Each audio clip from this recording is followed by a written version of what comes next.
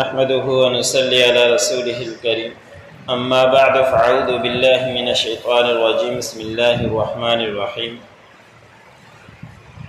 ثم خلقنا النطفة علقة فخلقنا العلقة مضغة فخلقنا المضغة عظاما فكسونا العظام لحما ثم أنشأناه خلقا آخر فتبارك الله أحسن الخالقين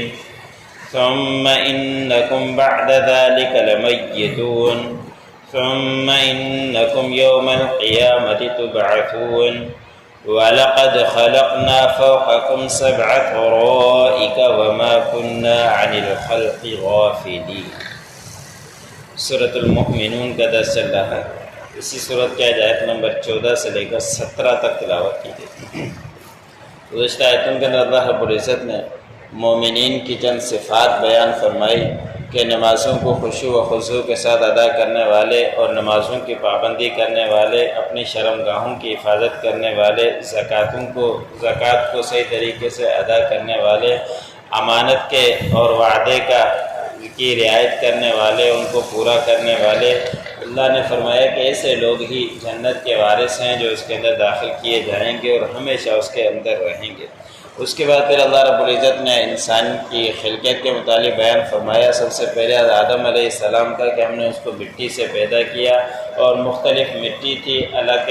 الگ سے مٹی اٹھا کے ان سے پیدا کیا گیا، اور اسی وجہ سے انسانوں کے دنیا کے اندر انسان مختلف ملتے ہیں، کسی کا رنگ گورا ہے، کسی کا کالا ہے، کوئی نرم دل ہے، کوئی سخت دل ہے، سارے مٹی کی وجہ سے ہے۔ اس کے بعد آج کی آیت میں اللہ رب العزت نے فرمایا کہ آدم علیہ السلام کو تو ہم نے مٹی سے پیدا کیا، لیکن انسان کو اس کے بعد کی خلقت کو ہم نے ایک قطرے سے پیدا کیا، شفاف قطرے کے ساتھ پیدا کیا، اور اس قطرے کو ایک جگہ پر قرار دیا، اور اس کے بعد وہاں پہ حمل کرنا شروع ہوا، اور وہ اسی طرح اس کی ولادت ہوئی۔ اب مختصر سا اور بہترین نقشہ اللہ تبارک و تعالیٰ نے انسان کی شروع کی خلقت کا طریقہ بیان فرمایا ہے۔ اللہ رب العزت نے فرمایا کہ اس نطفے کو اور شفاف پانی کو ٹھکانہ دینے کے بعد ہم نے اس نطفے سے خون کا لوتھڑا بنا دیا۔ 40 دن تک وہ پانی کا شفاف نطفہ رہتا ہے، اور 40 دن کے بعد وہ گوشت کا لوتھڑا بن جاتا ہے، خون کا لوتھڑا بن جاتا ہے۔ پھر وہ خون کا لوتھڑا 40 دن تک رہتا ہے۔ پھر اللہ رب العزت نے فرمایا کہ اس خون کے لوتھڑے کو 40 دن کے بعد گوشت کے لوتھڑے کے اندر ہم تبدیل کر دیتے ہیں، اور پھر وہ گوشت کا لوتھڑا 40 دن تک رہتا ہے۔ پھر اس گوشت کے لوتھڑے کو ہڈی بنا دیتے ہیں، اور یہ بھی مرحلہ 40 دن تک ہوتا ہے۔ پھر اللہ رب العزت نے فرمایا کہ ہم اس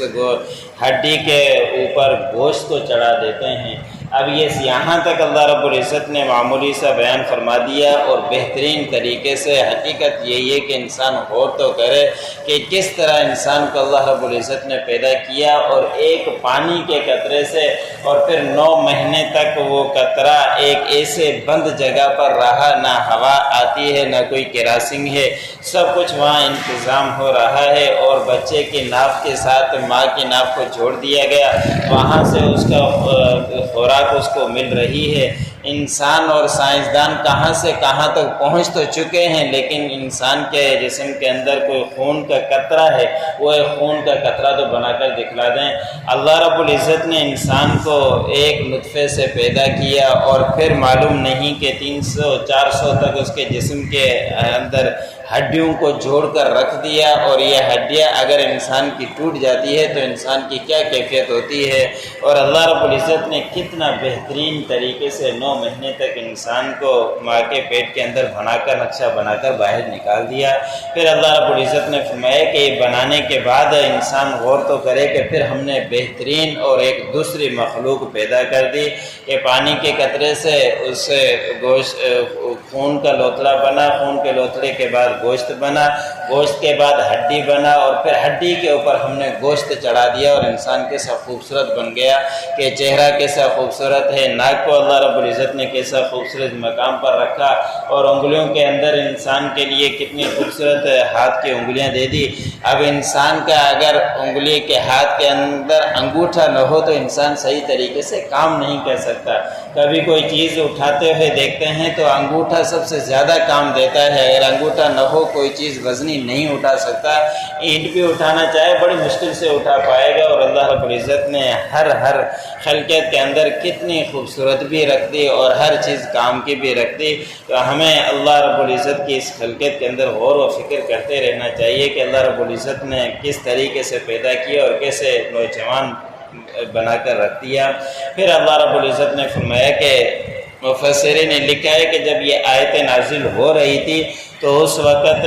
جو کاتب تھا وہ لکھنے والا جب یہاں تک لکھا تو اس کے منہ سے یہ لفظ نکل گیا فَتَبَارَكَ اللَّهُ أَحْسَنُ الْخَالِقِينَ کہ اللہ رب العزت کیسا بہترین پیدا کرنے والا ہے، اور وہی آیت اللہ رب العزت نے بیان فرمانی تھی، وہی فرما دی کہ اللہ رب العزت بہترین پیدا کرنے والا ہے۔ حقیقت یہی ہے کہ اللہ کے علاوہ کوئی بھی اس طرح کا مورتیاں تو بنا سکتے ہیں، مٹی کی اور فلان کی، اور خوبصورت انسان کی شکل بھی بنا سکتے ہیں، لیکن اس کے اندر روح نہیں ڈال سکتے، اس کے اندر ہڈیوں کے جوڑ نہیں ڈال سکتے، اس کے اندر آنکھوں کے دکھلاوٹ وہ نہیں آ سکتے، زبان نہیں آ سکتے، صرف مورتیاں ہی بنا سکتے ہیں۔ باقی جس طرح کے اللہ کی خلقت ہے کوئی بھی اس طرح کے نہیں بنا سکتا۔ گزشتہ آیت کے اندر بھی گزرا کہ یہ دوسروں کو معبود سمجھتے ہیں، معبود بناتے ہیں، اور یہ دوسری معمولی چیز کو، حقیر چیز جو مکھی کو سمجھتے ہیں، وہ مکھی ہی پیدا کر کے دکھلاتے ہیں، لیکن وہ مکھی بھی پیدا نہیں کر سکے۔ پھر اللہ رب العزت نے فرمایا کہ یہاں تک معاملہ ختم نہیں ہوا،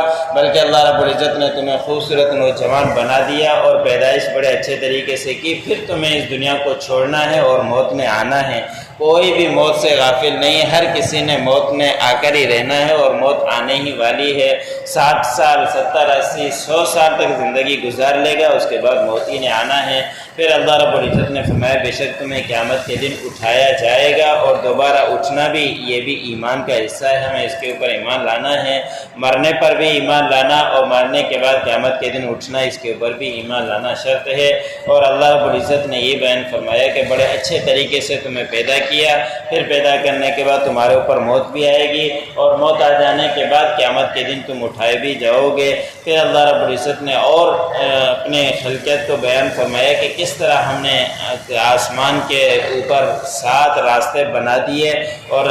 اسی طرح ہم انسان کی اور تمام مخلوق سے غافل نہیں ہیں۔ جس کو جو ضرورت ہے اس کا انتظام اللہ رب العزت کی ذات کرنے والی ہے، جس کو کھانے کی ضرورت ہے اس کا بھی